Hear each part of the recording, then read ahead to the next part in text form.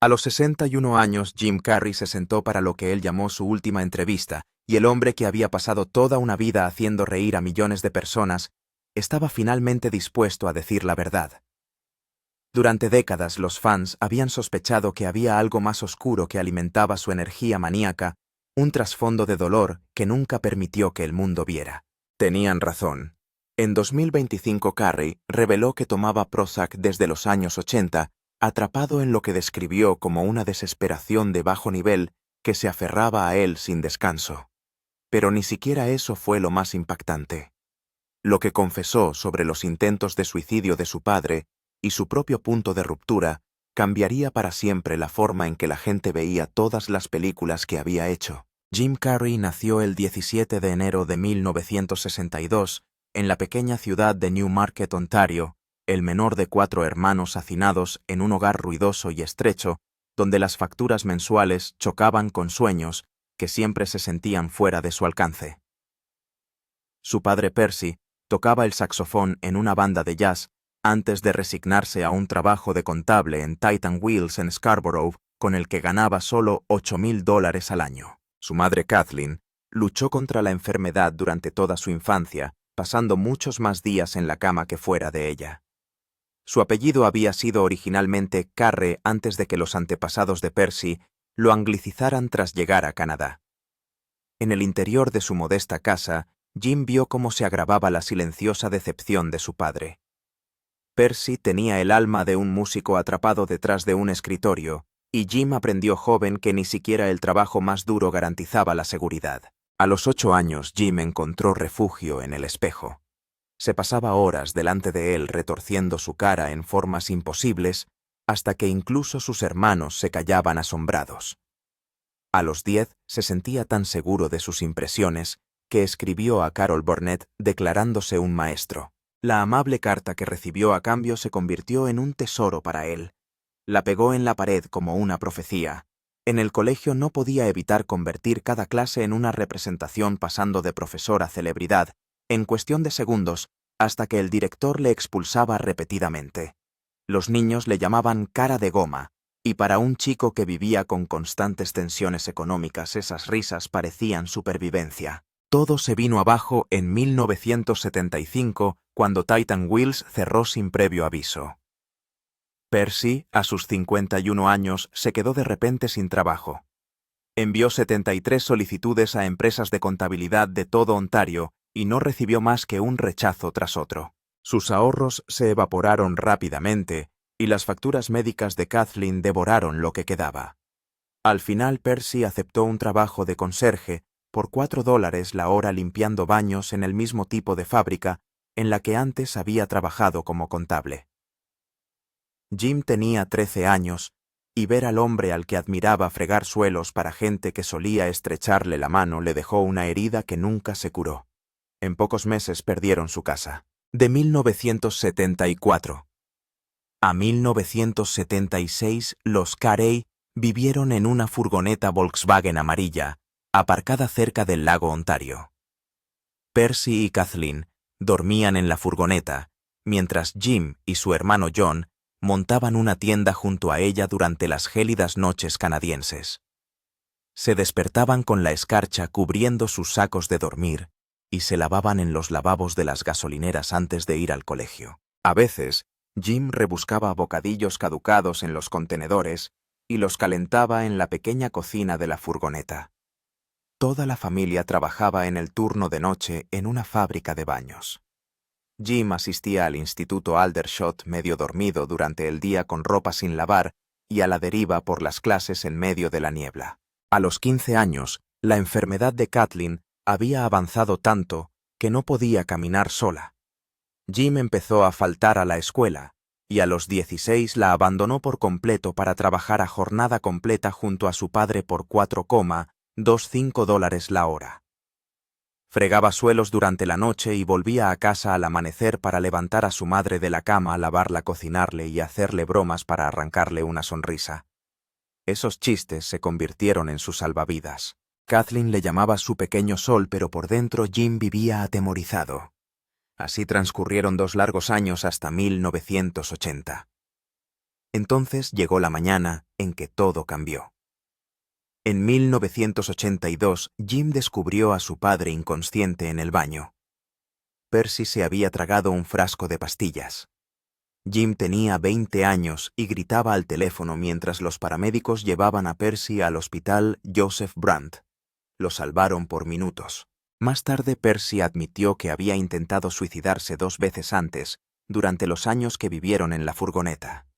Jim cargó con aquel shock como una sombra durante el resto de su vida, aterrorizado de que la misma oscuridad pudiera estar aguardando en su interior. Se convirtió en la fuerza que le impulsaba la razón, por la que no podía frenar la razón por la que siempre sentía que corría. Sin embargo, aunque se ahogaba en el dolor, algo en su interior le susurraba que no se rindiera. Cuando tenía 15 años, Percy lo había llevado al club de la comedia Jock Jock de Toronto para su primera actuación. Kathleen había elegido un traje de poliéster brillante, segura de que los cómicos de la televisión los llevaban. La actuación fue un fracaso. El público apenas aplaudió. Pero Percy, a pesar de todo lo que le pesaba, llevó a Jim a casa con un tranquilo orgullo. Jim aprendió que caerse en el escenario no era la muerte sino la práctica. Cuando cumplió 16 años, dejó la escuela para siempre. La familia seguía arruinada, todos trabajaban en la fábrica o en turnos de conserje, y Jim pasaba noches de 12 horas limpiando suelos, durmiendo en la furgoneta, entre turno y turno, soñando con luces y aplausos. Practicaba la comedia en los descansos, imitando a Don Adams y W.C. Fields para no quemarse. El que fuera un estudiante de sobresaliente se había vuelto iracundo, retraído y agotado, pero la comedia le hacía respirar. Su familia empezó a desintegrarse bajo el peso de la pobreza. Sus hermanos se dispersaron, su padre se hundió más en la depresión, y su madre se hizo adicta a los analgésicos. Jim dijo más tarde que cuando alguien está colocado de analgésicos, eso es una especie de abandono.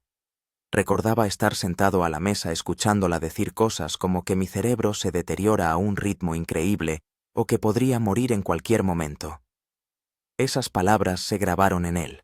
La risa se convirtió en su armadura, el absurdo en su escudo. A los 17 años, ganó sus primeros $20 por una actuación de 20 minutos en un club llamado The Hayloft.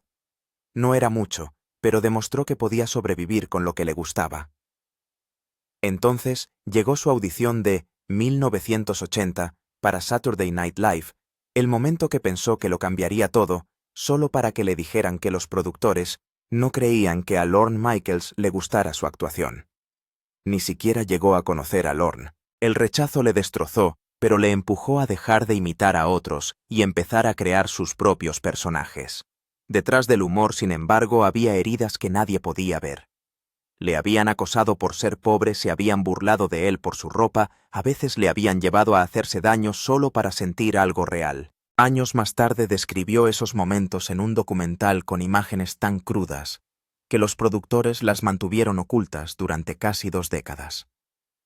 Su dolor se convirtió en el motor de su arte. Cada expresión elástica, cada movimiento salvaje provenía de un niño que había aprendido a sobrevivir haciendo reír a los demás. En medio del caos aparecieron pequeñas chispas de esperanza. Los profesores del Instituto Aldershot a veces le dejaban actuar en clase en lugar de disciplinarle. Un profesor de arte le recordaba dibujando al mismo tiempo que imitaba a John Wayne. Y en 1981, con solo 19 años, Jim consiguió su primer papel en televisión en una pequeña película canadiense titulada originalmente Introducing.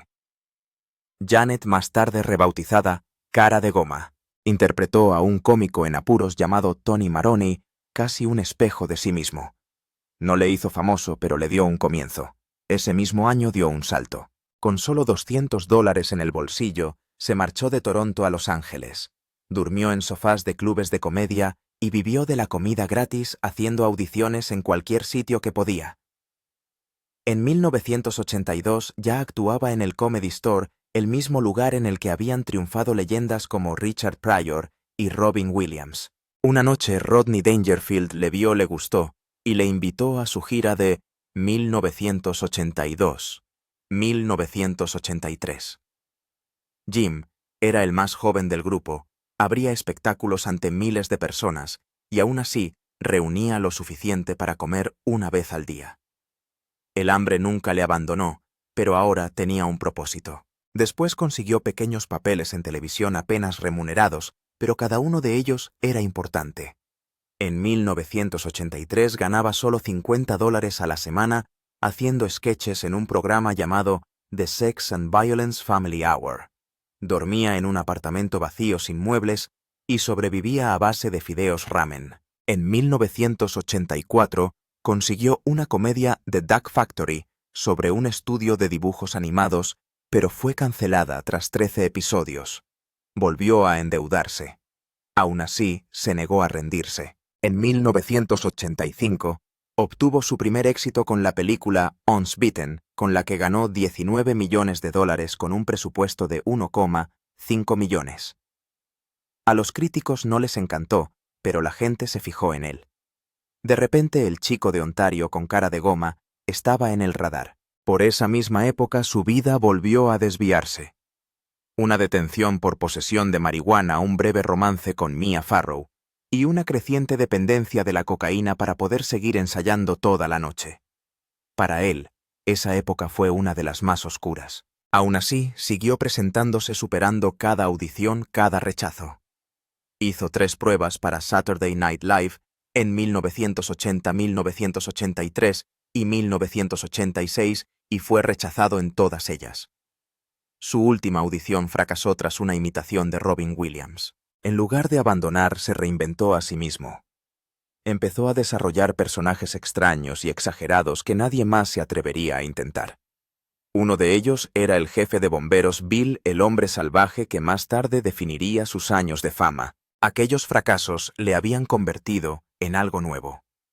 En 1990, Jim Carrey tenía 28 años cuando se incorporó a In Living Color, un programa de sketches de la Fox que no solo superaba los límites, sino que los borraba. Desde el momento en que entró en el escenario, su energía no coincidía con la de los demás. Creó más de 120 sketches a lo largo de 5 temporadas, pero un personaje, el jefe de bomberos Bill, explotó rápidamente. Con su cara derretida, su mirada maníaca y su salvaje eslogan «Puedes llamarme Bill», hacía reír y retorcerse a la gente al mismo tiempo. No solo era divertido, era inolvidable. El programa empezó a recaudar millones de dólares y las actuaciones de Jim eran las más recordadas. Era la primera vez que un cómico blanco se convertía en la estrella de un programa creado en torno a leyendas de la comedia negra como los hermanos Wayans. Carrey no se limitó a mezclarse, irrumpió, pero detrás de las cámaras iba demasiado fuerte. Para interpretar personajes como Vera de Milo, una grotesca culturista femenina, o parodias de Ice-T Carrey, cambiaba constantemente de peso, ganando o perdiendo 9 kilos en una semana. Usaba su cuerpo como atrezzo, se abofeteaba, se doblaba de forma que parecía dolorosa, se golpeaba contra los muebles solo para reírse. Los críticos empezaron a hablar de su potencial para los Emmy, pero su propio cuerpo empezó a fallar. En 1992, durante un sketch, se torció el tobillo mientras bailaba y tuvo que rodar el resto de la semana con dolor. Incluso entonces no se detuvo. Ganaba $25,000 por episodio y acababa de comprarse su primera casa en Los Ángeles. Pero para seguir adelante empezó a depender del Adderall. Le ayudaba a mantenerse despierto durante las brutales semanas de 80 horas, pero también le estaba destrozando por dentro. Al mismo tiempo, su matrimonio se resquebrajaba. Conoció a Melissa Walmer en 1987 en el plató de The Duck Factory. Ella lo vio antes de la fama, pero una vez que In Living Color despegó, todo cambió. La fama llenó la casa, trasnochadas clubes de striptease mentiras. En 1995, ella pidió el divorcio. Ella dijo que él la engañaba con strippers, que ya no era el mismo hombre y los documentos judiciales contaban toda la historia. Demasiado éxito, demasiado poco equilibrio. El público se reía mientras su matrimonio se desmoronaba. Incluso el contenido del programa se vio envuelto en problemas mayores. Durante las temporadas 1992-1993, los sketches llegaron tan lejos que la Fox entró en pánico. Un segmento llamado Homeboys que se burlaba de la cultura de las bandas atrajo a más de 10 millones de espectadores, pero también provocó quejas. Los ejecutivos empezaron a discutir con los creadores sobre lo que se podía emitir. Carey tampoco se contuvo. Se inclinó hacia el caos, burlándose de todo desde la raza hasta la religión. Pero tras años de lucha finalmente se retiró en 1994. No se quemó. Se disparó hacia arriba, porque ese mismo año se estrenó Ace Ventura. Nadie esperaba que un detective de mascotas bocazas y de bajo presupuesto cambiara la comedia para siempre. La película costó solo $15 millones. Ganó $72 millones en EE.S. y $107 millones en todo el mundo. Y Carey improvisó casi el 40% de sus líneas. No solo interpretaba a Ace, él era Ace. Y 1 millón de niños empezaron a citarlo de la noche a la mañana. Los estudios pasaron de reírse de él a tirarle contratos sobre la mesa. Esa película le convirtió de bicho raro de la tele a rey de la taquilla. Cuando hizo la audición, ni siquiera siguió el guión. Acaba de empezar a hacer voces. Ray Charles, Tony Bennett. Tonterías sin sentido sobre el papel, pero que pegaron fuerte en la sala. Se impuso a 19 actores. Sean Young consiguió el papel principal, pero se peleó con Carey y el director hasta que la despidieron. Courtney Cox tomó el papel en su lugar. Para entonces la película se estaba reescribiendo en torno a la locura de Carey. Hacía bromas al azar en medio de la escena. Una vez pasó junto a una violonchelista y le tiró del brazo en medio de una nota solo para ver qué pasaba. Lo mantuvieron en la película. No importaba si el equipo no paraba de reír o si las escenas necesitaban 20 tomas.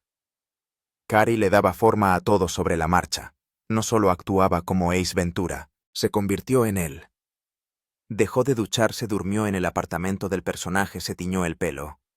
Las líneas entre Jim y Ace se desdibujaron rápidamente. Cuando rodó el asalto al apartamento, improvisó tanto que todo el equipo tuvo que rehacer el montaje una y otra vez. Nadie podía controlarle, pero nadie quería hacerlo porque la taquilla hablaba más alto que nadie. Aún así, el coste era cada vez mayor. Por Ace Ventura, ganó $350,000. Tras el estreno, sus honorarios subieron a 7 millones por Dumb and Dumber y luego a 20 millones por The Cable Guy. Pero cuanto más ganaba, más se derrumbaba. Durante la gira promocional de Dumb and Dumber, sufrió una crisis nerviosa. Alucinó. Confesó que consumía cocaína para mantenerse despierto. Se hacía llamar payaso maníaco depresivo. Sentía que llevaba una máscara. No la verde de otro tipo, de esos en los que finges ser feliz mientras te derrumbas por dentro. Las ofertas de merchandising también pegaron fuerte. Más de 1 millón de muñecos de Ace Ventura se vendieron rápido. Fiambreras, camisetas, juguetes. Miraras donde miraras, allí estaba la cara de Ace. Pero Carey no estaba celebrando. En 1995 demandó a Warner Brothers por $20 millones acusándoles de utilizar su cara en videojuegos sin permiso. Era la mayor estrella cómica del mundo, pero ya ni siquiera controlaba su propia sonrisa. La demanda se convirtió en un punto de inflexión para los derechos de imagen de los famosos. Pero para Carey era personal. Luego vino Ace Ventura, Cuando la naturaleza llama.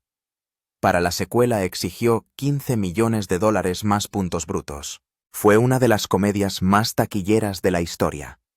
La película recaudó $212 millones en todo el mundo. Pero el guión le horrorizaba. Chistes sobre crueldad animal, escenas ofensivas. Intentó cambiarlas en el plató. Se peleó con los guionistas. Ad-libbed líneas más seguras.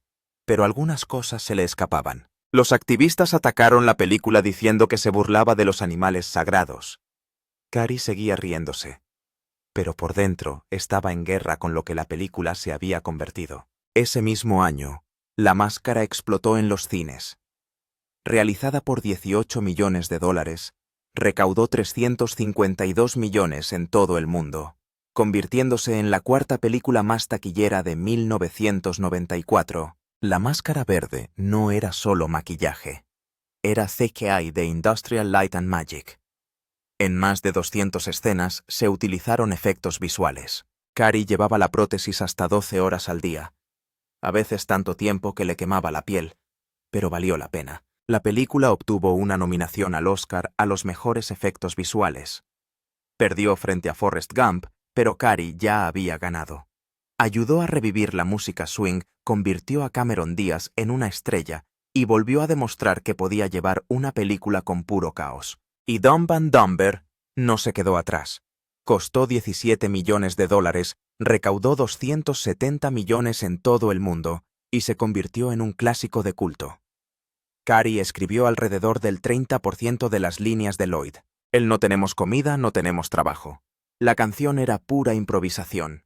En el set todo era un desastre. Una escena retrasó una boda real porque el rodaje era demasiado ruidoso. Cary intentó hacer una maniobra de snowboard, él mismo se rompió el tobillo y terminó las escenas de todos modos.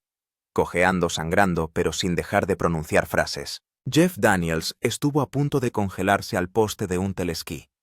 Tuvieron que echarle agua caliente para que se soltara.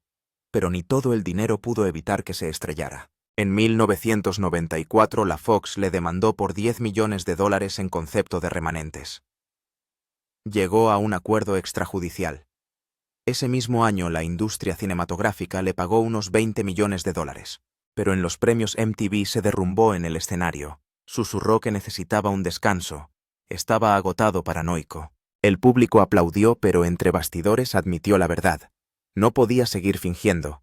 Jim Carrey había hecho reír a todo el mundo, pero en el fondo se estaba quedando sin aliento. Cuando Jim Carrey rodó La huida en barco en el show de Truman, la presión era real.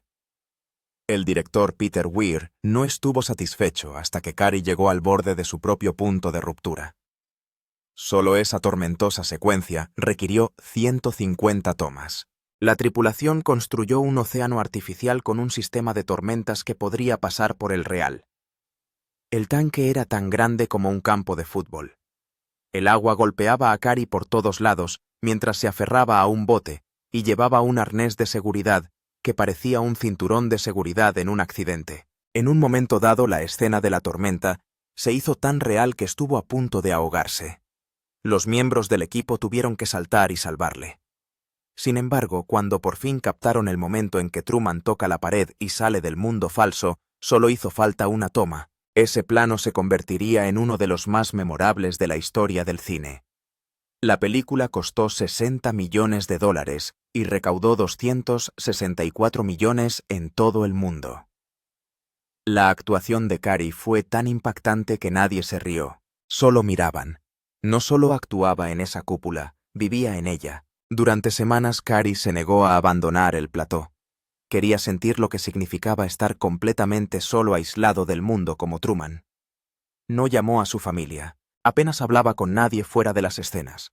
Ese aislamiento hizo que las escenas emotivas golpearan más fuerte, pero también causó tensión. Carrey empezó a discutir con Peter Weir, exigiendo el control de las escenas, incluso pidiendo una prima de $20 millones si ganaba un Globo de Oro. Y lo ganó. Ganó como mejor actor. Pero cuando tuvo el trofeo en sus manos, las cosas entre bastidores ya estaban rotas. Aún así, el show de Truman cambió la forma en que la gente le veía. Ya no era solo una cara graciosa, ahora era un actor serio con algo más profundo que decir. En Man on the Moon, Carrey no se limitó a interpretar a Andy Kaufman. Se convirtió en él. Perdió 12 kilos. Vio horas de metraje de Kaufman hasta que se le metió en los huesos. Se mantuvo en el personaje incluso fuera de cámara, actuando como Kaufman en reuniones, ensayos en todas partes. Danny DeVito no pudo soportarlo. Pedía descansos para recuperar el aliento. En una de las escenas finales, Carrey se inyectó suero salino para imitar el cáncer. Quería que el dolor pareciera real. Lo consiguió. La película recaudó $50 millones. Carrey ganó su segundo Globo de Oro. Pero detrás de esa victoria había un divorcio. Él y Lauren Holly se separaron después de solo un año. Él dijo que ya no podía conectar emocionalmente. Un documental posterior mostró hasta qué punto había caído en la mente de Kaufman. No era solo actuación, era autodestrucción. En 1995, durante Batman Forever, Carrey dio vida al Acertijo con una energía salvaje y atrezo personalizado. Diseñó 20 bastones, cada uno diferente. La película recaudó $336 millones, un gran éxito. Pero por dentro Cary se estaba rompiendo. La ansiedad le consumía y empezó a tomar Valium para mantener la calma. La noticia de su lucha se filtró. En el plató, Tommy Lee Jones no podía manejar su comportamiento y ambos chocaban constantemente. Fue entonces cuando la adicción de Cary empezó a dar la cara. Lo que parecía diversión y juegos en la pantalla era caos por debajo. Luego vino Mentiroso, Mentiroso. Recaudó $300 millones gracias a la habilidad de Cary para improvisar casi el 60% de sus diálogos. Las escenas del tribunal eran salvajes, espontáneas, vivas. Pero 3 años más tarde Cary demandó a Universal diciendo que le debían una bonificación de $2 millones. El pleito se puso feo. Acusó al estudio de estafarle con los derechos de autor. Se resolvió discretamente, pero el daño ya estaba hecho. La película siguió siendo una de las favoritas de los fans, pero ahora tenía una cicatriz entre bastidores. Durante La chica del cable las cosas se pusieron más oscuras. La película recaudó $102 millones, pero detrás de la cámara era un desastre. Cary se convirtió tan plenamente en Chip Douglas que atormentaba a Matthew Broderick fuera de las cámaras. Broderick gritó una vez: «Ya no sé cómo reaccionar». Tras un largo día de escenas impredecibles, uno de los rodajes terminó con ambos hombres con barro en los ojos.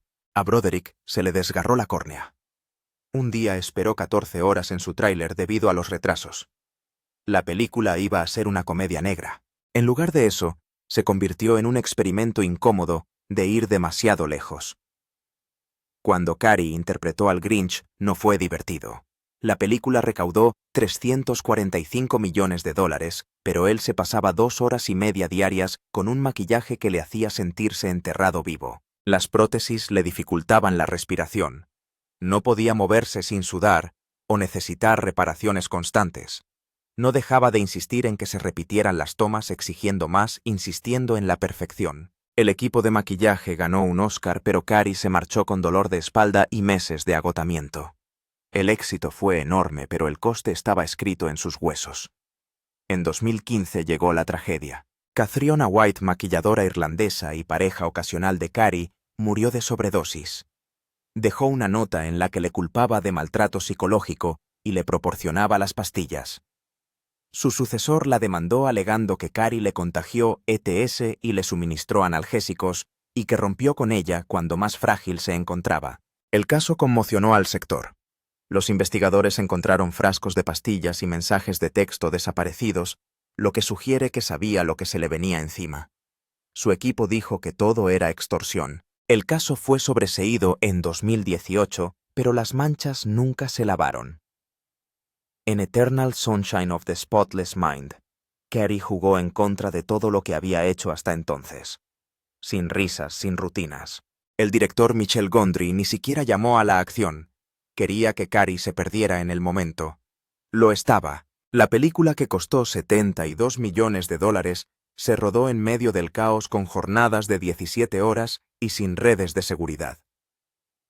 Cary se afeitó la cabeza para una escena. Más tarde admitió que el proceso le dejó deprimido. La actuación fue cruda, pero las heridas eran reales. Tardó meses en recuperarse. Su vida personal no se salvó. En 2012 a su hija Jane le diagnosticaron autismo. En 2018 ella se distanció denunciando sus puntos de vista tóxicos. Cary hablaba a menudo de su padre Percy, que perdió su trabajo cuando Jim era un niño. La familia vivía en la pobreza limpiando suelos de fábricas para sobrevivir. Percy murió en 2006. Cary extendió un cheque de $10 millones para el funeral. Dijo que era un círculo completo de rascarse la vida en una furgoneta camper a poder enterrar a su padre como un rey. Incluso después de insinuar su retirada en 2018, Cary regresó en 2020 con Sonic the Hedgehog, que recaudó $319 millones. Bromeó diciendo que volvió por dinero: «Compré un montón de cosas». No mentía. Se embolsó $30 millones por Sonic 3.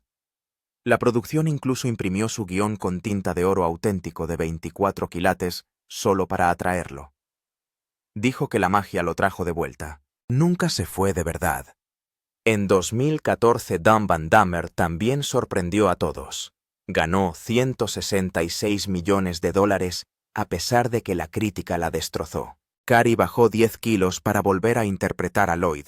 La película estuvo a punto de no hacerse. Abandonó en 2012, luego se reincorporó cuando Jeff Daniels dijo que no la haría sin él. El guión se apresuró en solo 3 semanas. Después Carey lo criticó de todos modos calificándolo de flojo. Más tarde la productora se vio envuelta en un escándalo de fondos malayos robados y tuvo que llegar a un acuerdo por 60 millones de dólares. Aún así la película vendió entradas. En 2022 la depresión volvió a apoderarse de él. Dijo que se sentía como una desesperación de bajo nivel que nunca se fue. El Prozac había sido su realidad desde los años 80. En 2017 estuvo a punto de morir de neumonía mientras rodaba Sonic 2. Ese momento le obligó a hacer una pausa. Finalmente dejó la medicación diciendo que era mejor sentir dolor que no sentir nada. Empezó a hablar abiertamente de terapia y curación. Retrasó Sonic 3 pero recordó a la gente que era humano. En 2007 el número 23 fracasó con solo 37 millones de dólares pero persiguió a Carey más que cualquier éxito de taquilla. Se obsesionó. Veía el número en todas partes, en los carteles de las calles, en los números de teléfono, en los relojes. No podía quitárselo de encima. Incluso empezó a escribir sobre numerología. Después de la película fue a terapia intentando separar la ficción de la realidad. Dijo que no volvería a aceptar papeles tan oscuros. En Kick-Ass 2, interpretó al coronel Stars, pero tras el tiroteo en la escuela de Sandy Hook, se retiró de toda promoción. Dijo que no podía apoyar una película con tanta violencia.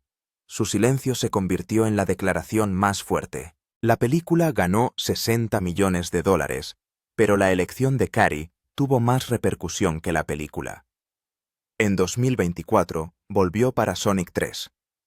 Bigote pegado cada mañana durante 3 horas. Otro acuerdo de 30 millones de dólares. Se reía de necesitar dinero diciendo que había comprado demasiadas casas. El director enviando un guión de tinta dorada no era una broma. Eso pasó de verdad. Carey admitió que ese tipo de gestos le hacían sentirse vivo. No era solo dinero, era magia. En 2017 asombró a todos con una entrevista viral en la Semana de la Moda en la que dijo: «Yo no existo». No intentaba hacerse el listo, lo decía en serio. Había estudiado a Eckhart Tolle, meditado durante años, y ahora sentía que ya no era una persona solo parte de todo. Dijo que la paz no venía de la personalidad o la fama, venía de la rendición. Ese mismo año empezó a pintar cientos de lienzos inspirados en lo que denominó Conciencia de Cristo. En 2015, en Homeboy Industries, dijo a los ex-reclusos que el perdón es lo que abre las puertas del cielo. Dijo que Jesús sufrió no solo físicamente, sino emocionalmente, y aún así perdonó. De ahí surgió su arte. Ya no actuaba, estaba buscando. En 2025 las películas de Jim Carrey habían recaudado más de $1.000 millones. Ganó 2 Globos de Oro, pero nunca un Oscar. Una vez dijo que todo el mundo debería hacerse rico y famoso solo para aprender que eso no arregla nada. Su mejor año seguía siendo 1994, Ace Ventura, La Máscara y Tontos y Más Tontos, todo en un solo tramo. Pero su alma vivía en otro lugar. Creía en la paz.